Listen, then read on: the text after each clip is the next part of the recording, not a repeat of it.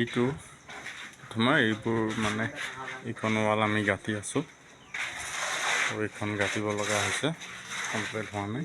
এইখন গাঁঠিছোঁ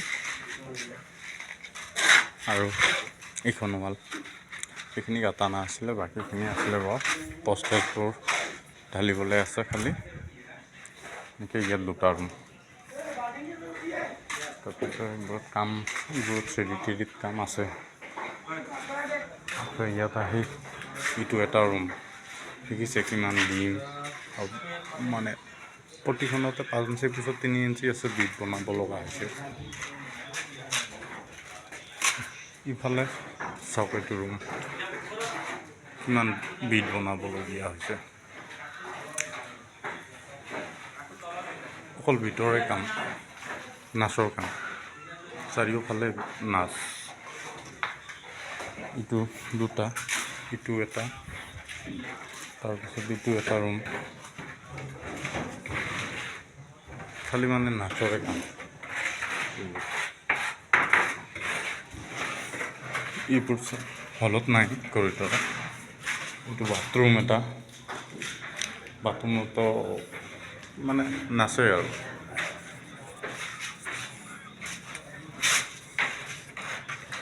এইখন এটা ৰুম,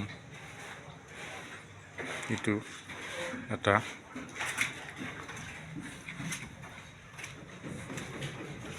আহি পালোঁ পিছত ইয়াত অকল নাচৰে কাম আৰু কি ক'ম।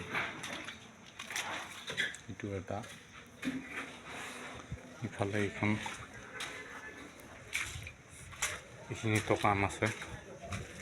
এইবোৰ গাঁঠিলোঁ আমিয়ে, আধা আধা আছিলে। ইফালে আকৌ বাৰাণ্ডাত ৰিংটেল ঢালি মেলি গাঁঠিলোঁ। ৰিংটেল ঢালি গাঁঠি মেলি মানে বিৰত যিমান পষ্ট আছে মানে নাচ বনাওঁতে বহুত টাইম লাগি যায়। তো এইটো বিমটো বনাবলগীয়া হৈছে। এইটো বিম মানে নাচে নাচ, অকল নাচ। সেইটোৱেই আৰু কেলে মই লাভটো নিবিচাৰোঁ, মুঠতে মোক প্ৰফিটটো নালাগে। মোক মুঠতে কামটো লৈছোঁ, কামটো ওলাব যাব লাগে,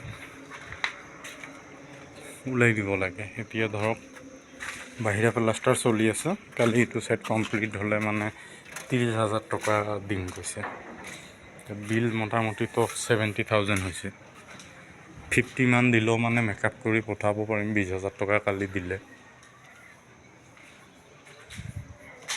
মেকআপ কৰি মানুহখিনি গ'লে আকৌ এদিন দুদিন পিছত আহিব পইচা পালে।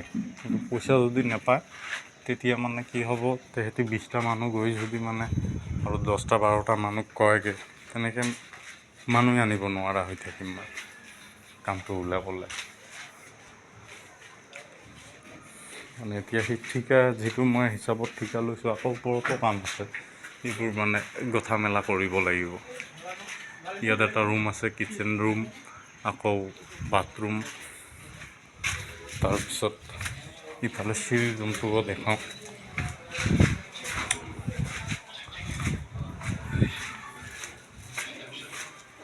এইটো গাঁঠিবলৈ আছে। ইফালে এইটো বাউণ্ডেৰী, এইখিনি আমি মাৰিলোঁ, মাৰি প্লাষ্টাৰ কৰি আছোঁ। ৰিংটেল বাউণ্ডেৰীৰ ওপৰত এটা ৰিংটেল, আকৌ তাতো নাচ, আকৌ ইফালে মাৰি গৈ আছে। তাৰপিছত এইটো চিৰি ৰুম, ইটো এটা, ইটো এটা, ইয়াতে দুটা ৰুম, প্লাছ ইয়াত হ'ব এটা ডাঙৰ ৰুম। ৰিংটেলবোৰ আমিয়ে ঢালিলোঁ আৰু বাথৰুম এটা হ'ব, কিচেন এটা হ'ব। মানে এতিয়া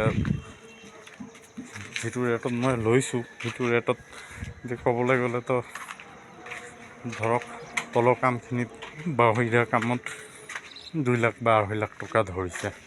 তো অলৰেডি মোৰ 2.5 লাখ টকা খৰচে হ'ল। ইফালে কাম এইখিনি আছেই, লেবাৰ পেমেণ্টখিনি কৰিবলৈ। তেনেকুৱা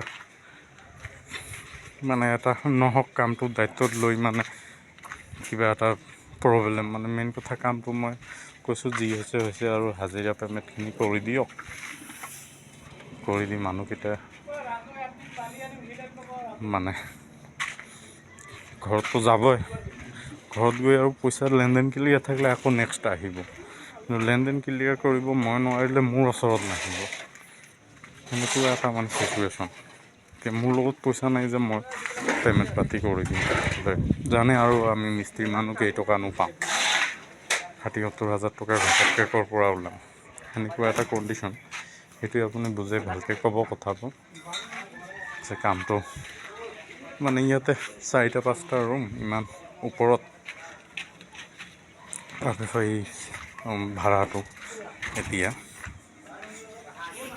এইটো প্লাষ্টাৰটো কৰিছোঁ যে এইটো ভাড়া দেখিছে নাই, ইমান ওপৰৰ মানে ভাড়া বান্ধোতে মেলোতে মানে তাতো বহুত খৰচ। এইটো মানে মোৰ চুক্তি হিচাপত 30,000কৈ পৰিছে, কিন্তু মোৰ ইয়াত অলৰেডি 45,000 টকা খৰচ হৈ গ'ল। 8টাকৈ মানুহ বন্ধা মেলা মানে কৰি 4 দিন লাগিছে এইটো ভাড়া বান্ধোতে। সেইডোখৰ বাৰু খুলি দিলোঁ বান্ধি মেলি, এইখিনিত আকৌ এবেলাৰ কাম আছে ভাড়া বান্ধিব, এবেলা বান্ধিলেহে পিছবেলা তাত কাম কৰিব পৰা হ'ব কালি। তেনেকুৱা কেলে মইতো কাম কৰা মানুহ কাম কৰি খাব বিচাৰোঁ, কাৰোবাক ঠগি মেলি মানে ধৰক মই খাবলৈ নিবিচাৰোঁ। এতিয়া মেইন কথা যিটোত মানে ভুল হৈ গ'ল, ভুলটো আৰু আপোনালোকে শুধৰাব পাৰিব। এতিয়া সেনেকৈ ধৰক তেনেকুৱা ধৰণৰ কথাত থাকি গ'লে মানে ধৰক যিটো ঠিকা দিছোঁ তোমাক দিছোঁ, তেনেকৈ ভুলটো মই স্বীকাৰ কৰিছোঁ, মোৰ ভুল হৈছে, মই আইডিয়া কৰিব পৰা নাই। কিন্তু কথা হ'ল এইটোৱেই আৰু মানে যেনে তেনে কৰিব লাগে, কামটো ওলাব লাগে। মই চেষ্টা কৰিম যিমান কম খৰচত ওলাব পাৰোঁ, সেইটোৱে তাকে আৰু আপুনি কৈ দিব দাদাক। ঠিক আছে।